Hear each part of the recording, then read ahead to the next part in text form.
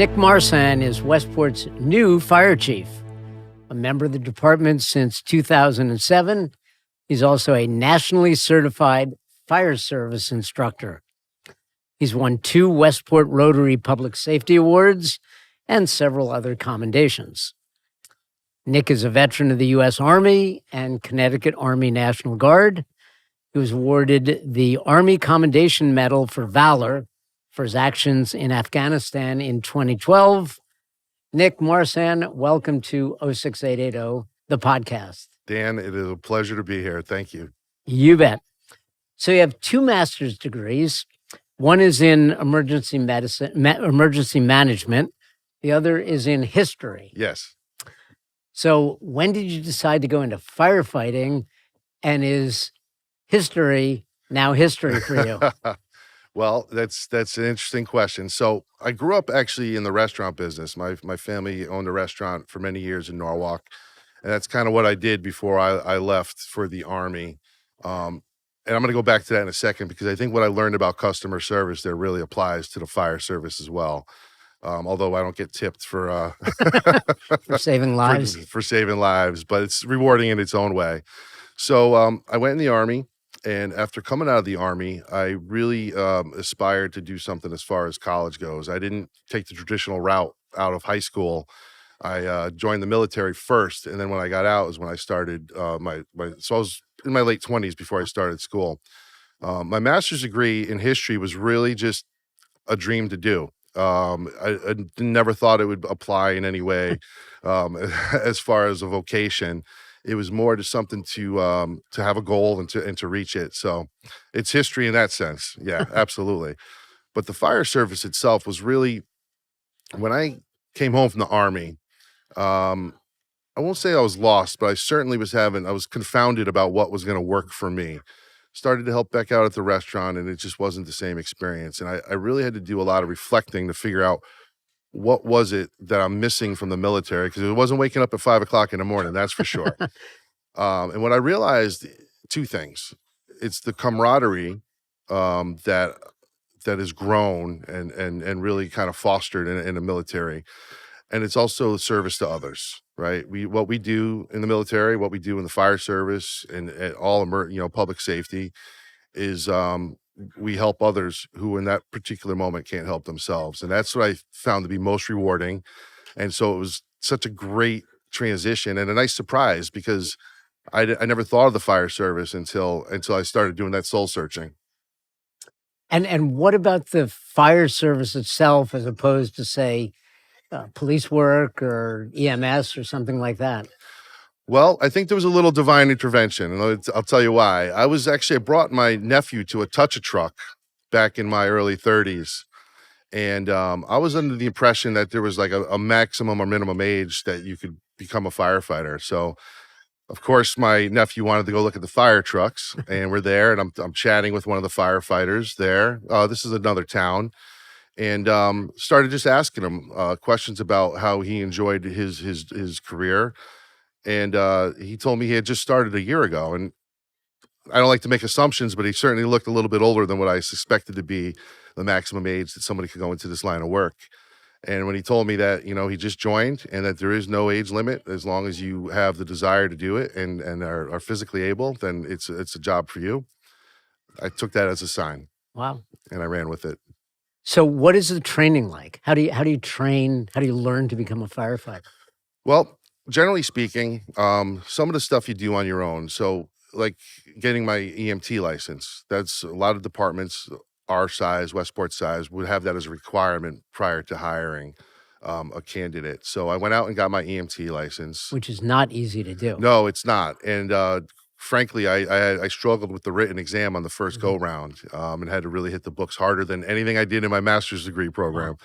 And was able to succeed and to accomplish that. And that certainly helped, because there's only so many ways you could prepare for a job in the fire service. I didn't live in a community that had a volunteer department, so I couldn't really do anything like that. So I put my effort into getting my EMT and just physically preparing for the job by running stairs with a weighted vest on, just kind of learning more and more about the physical requirements of the job, which was an easy transition from my time in the military as well. And what about the mental demands of the job? Well, the mental demands of the job, until you're in the job, it's difficult to really kind of articulate that to a new recruit. We certainly deal with seeing things that not everybody gets to see or wants to see, and we have to figure out ways to compartmentalize that when necessary to continue our job, but then also figure out a way to talk about it and to make sure that it's not something that festers. So the mental part is ongoing.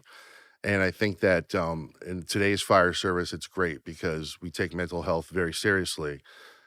We have a peer support team that Westport's peer support team, by the way, has become the model for other departments throughout the state and as well into Westchester County about how our guys and girls deploy for a fellow firefighter who needs it based upon a call they were on or even a personal issue. And it's all confidential, and it's a true peer support team, and it's become really helpful. But as far as like the mental demands of the job, like I said, they're ongoing. So we always try to drive home the point that it's okay to not be okay, and also that here's where the resources that you go and ask for help, because sometimes asking for help is braver than walking into a burning building. Wow. Wow. And in terms of Westport, how'd you end up in the Westport department? And Well, I'm a born and raised Norwalk kid. Yep. I do have some family in Saugatuck. oh, okay. So I spent a lot of time in Westport in my youth, and I really was looking to work somewhere that I was familiar with. I wanted to work in a community that I already had some experience being part of.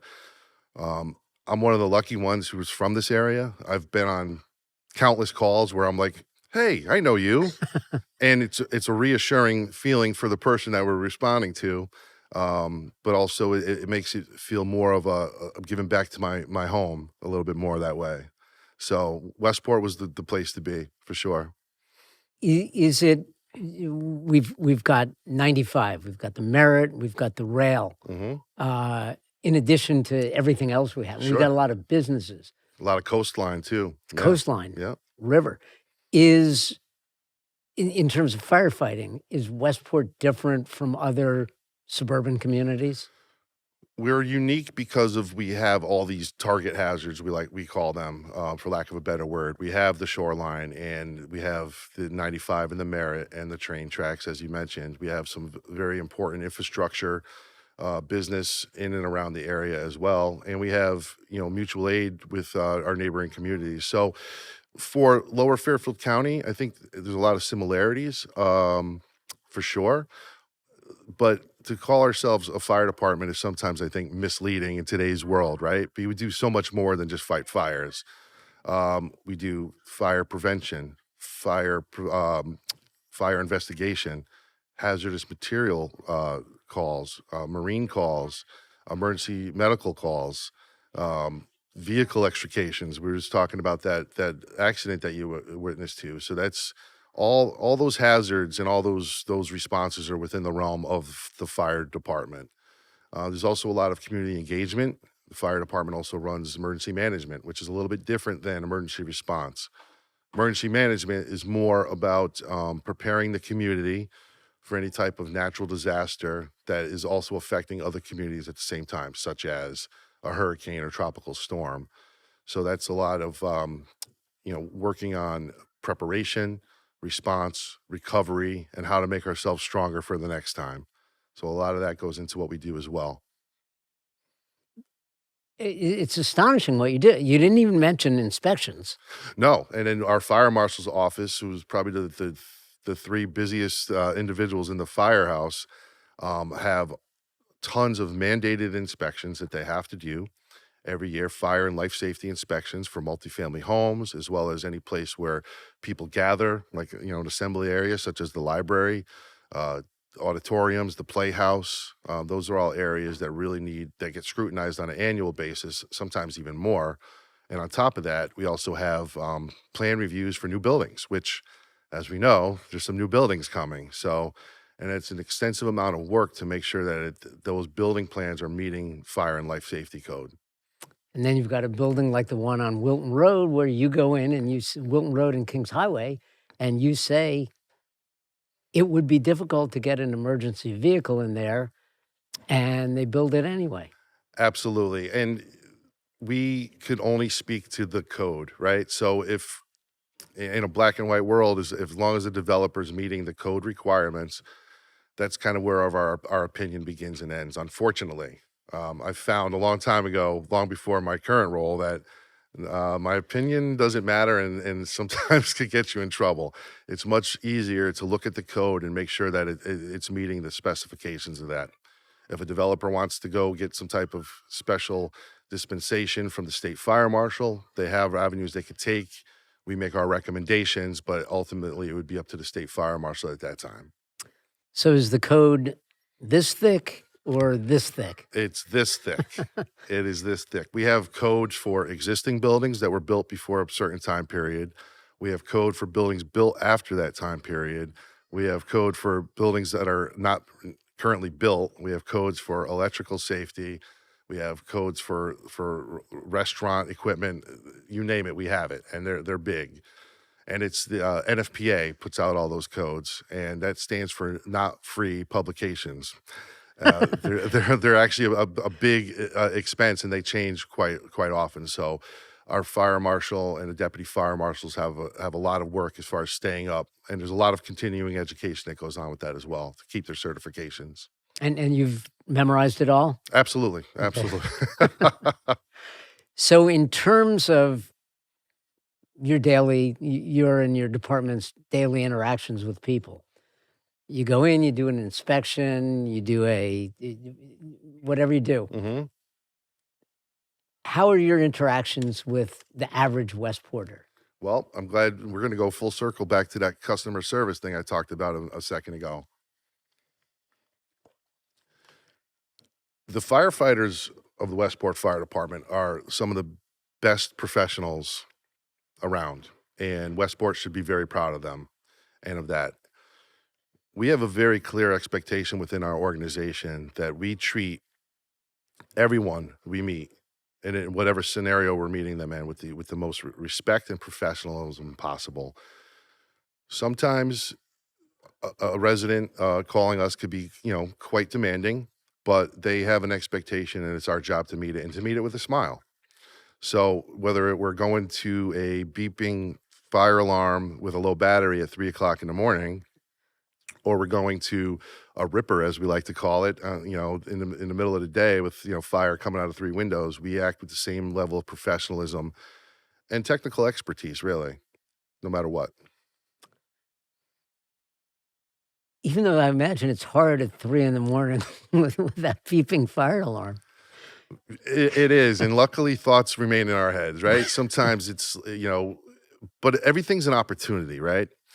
And one of the things that we do, I remember somebody telling me once, I know there's a grocery store up the street that has the rules, the customer's always right, and if the customer's wrong, go back to rule 1. The customer's not always right, but we have a responsibility when they're not right to give them information and resources to become right. So everything's a teaching opportunity, right? So if we go to a call like that in the middle of the night, we take we're there already, and it's 3 o'clock. We're on their dime, so we're all staying up for a while, and we're going to talk about, how do we avoid this? What should we be doing as far as testing our smoke detectors annually, or changing the batteries when we change our clocks and things like that? Just kind of drive home those messages, and that's for anything. Sometimes I've gone to calls where there's a carbon monoxide alarm going off and nobody's leaving the house, and there's carbon monoxide in the house. Another teaching opportunity to not only maintain the equipment that's going to save your life, but take it seriously when it's trying to talk to you. Sure. So is there such a thing as a typical day for either first for a firefighter and then for you as chief?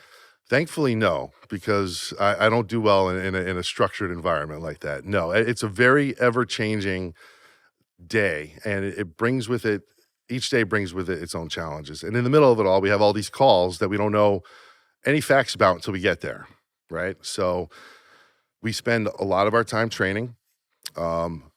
my philosophy and the philosophy that's shared by the firefighters and the men and women of the department is training is the only thing that comes before training is actual emergency response. There are so many skills that we need to have. There are so many certifications that we need to maintain to meet, whether it's OSHA mandates or whether it's just, EMT certification or fire marshal certification. We have to spend time training, just like any other team, right? You don't get better in the game, you get better before the game, right? So we commit a lot of our time to training, because when we go to those calls, we want to make sure that training is already there, right? We make muscle memory. Ruthless repetitions under varying conditions is what's going to make us do our job well. So a lot of training. As the fire upstairs in the fire chief's office, we field a lot of phone calls from either a complaint or a concern or a attaboy for our firefighters. And again, those are always either great opportunities to engage with the public or to educate if necessary. Everything's an opportunity to learn and to grow in that relationship with the community.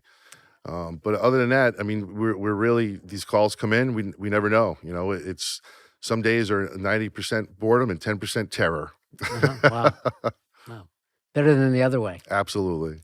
Do you get more complaints or more attaboys? More attaboys, absolutely. And generally speaking, the complaints are just when a resident maybe does not understand something. I'll give you a basic example. It's not the general complaint we get, but if we put out a small kitchen fire, right, with grease on the stove, and the homeowner gets there and the walls are saturated with water and maybe there's a broken window, and they don't understand that we need to ventilate to get the poisonous gases out of the house, and we have to do that in a rapid fashion, or that we need that amount of water to put out the fire. All they see is the aftermath.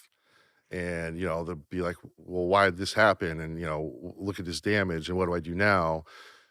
It's a teaching opportunity. And then we're also there. We don't leave an emergency like that and just, say, okay, take care, you're on your own.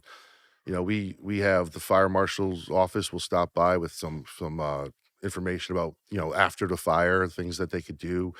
We're there to provide them some guidance if they need information for their insurance company or anything like that. So we definitely get more attaboys, though. Great. For sure. So is there you mentioned before that your path to firefighting was desire to serve and all that. Is there a typical firefighter, and what type of person gets attracted to the profession? The kind of person who gets attracted to this profession has at their very core a giving nature. There's a certain level of altruism that I've seen in every firefighter I've ever met, from the old salts to the brand new recruits. That strong desire to serve and to be there and at somebody's worst moments is really what drives us. We might find ourselves down a road in our careers, looking to promote to an administrative position. We might find ourselves wanting to go into the fire marshal's office, but it all starts with that desire to serve.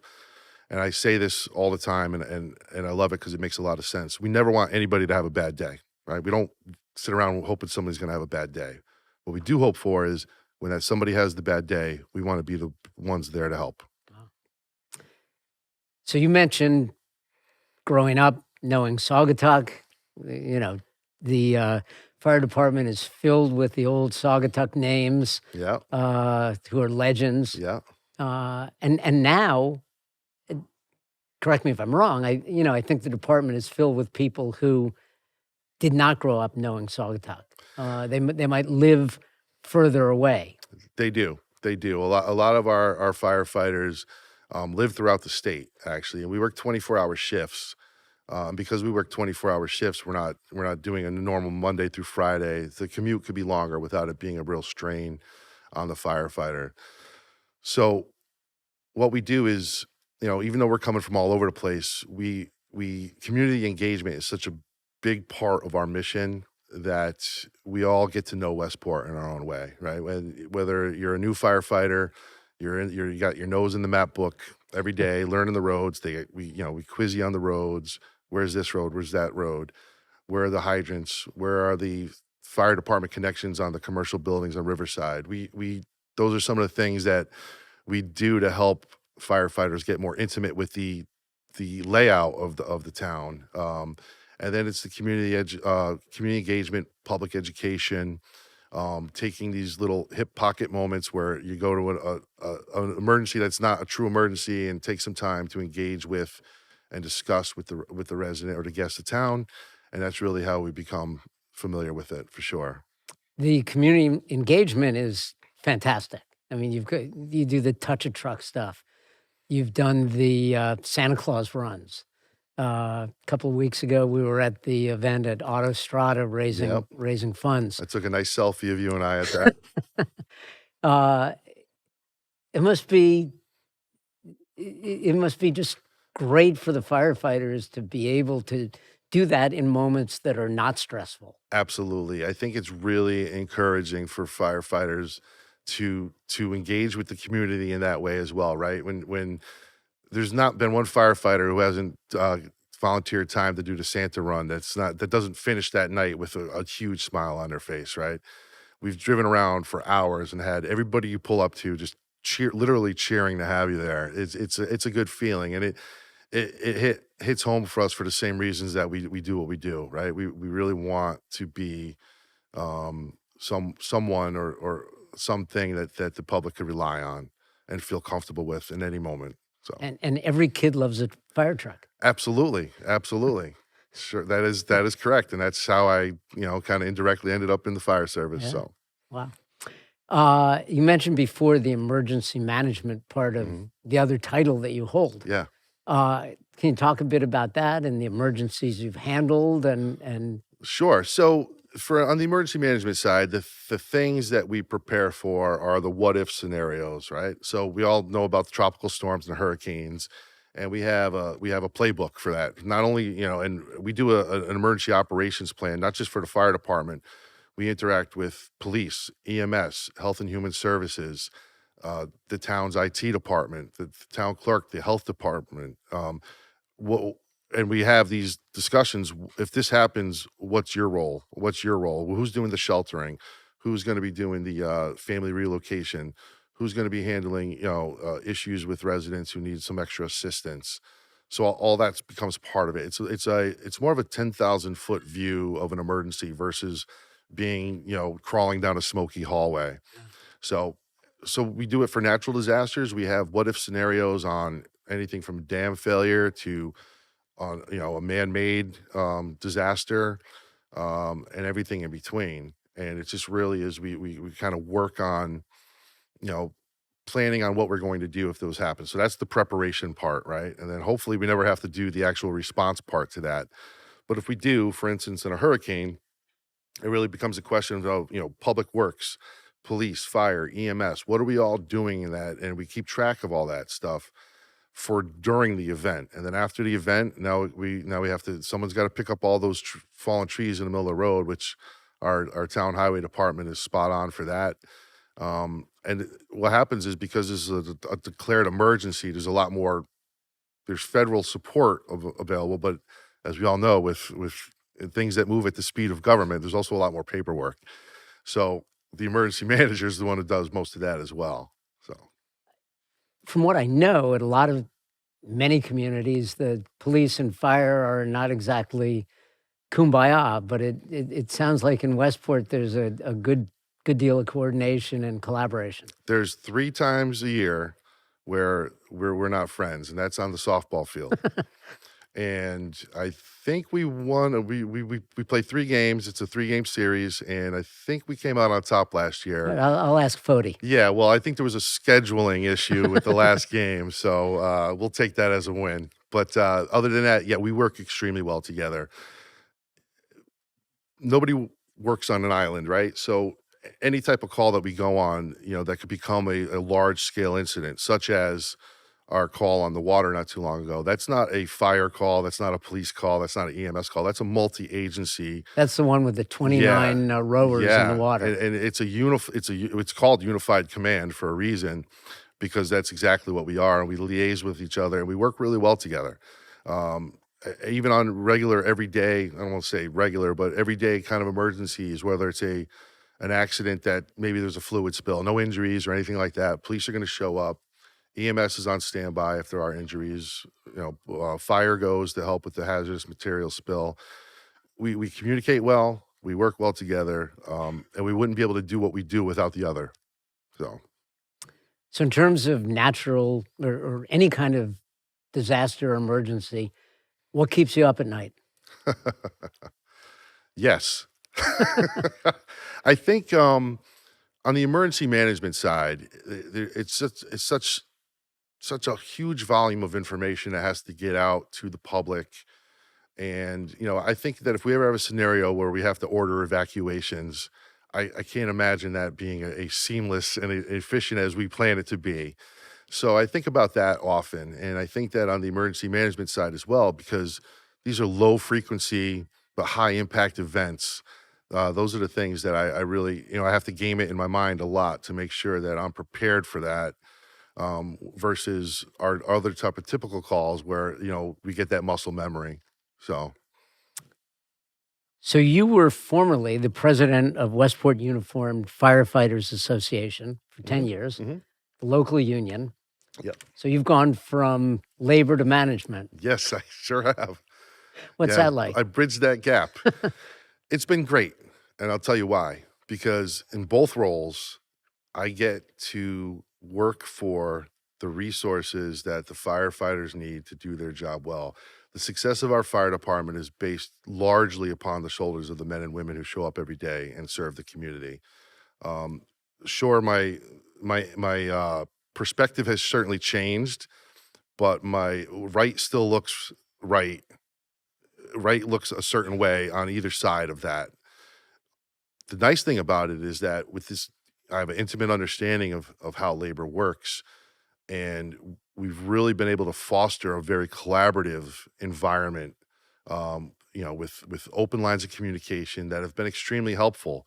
So we look at things and we come up with solutions before we call it a problem, and it's been super, super helpful. You've mentioned men and women several times. How many women in the department? We have two female firefighters. Yep. And it's great to see, right? We are committed to diversity as much as any other agency in town, and it's unfortunately, the fact is not a lot of women go into the fire service or choose to.